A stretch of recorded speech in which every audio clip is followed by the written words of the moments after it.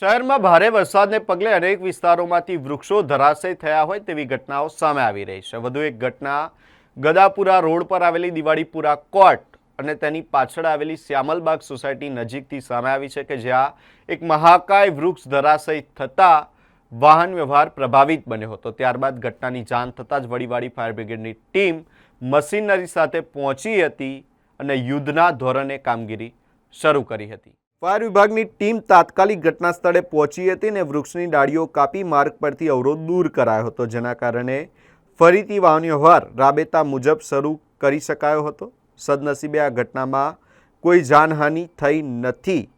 ઘટનાને પગલે સ્થાનિકોમાં થોડા સમય માટે ચિંતાનો માહોલ સર્જાયો હતો। જોકે ફાયર વિભાગની ઝડપી કામગીરીથી સ્થિતિ પર કાબૂ મેળવી લેવામાં આવ્યો હતો।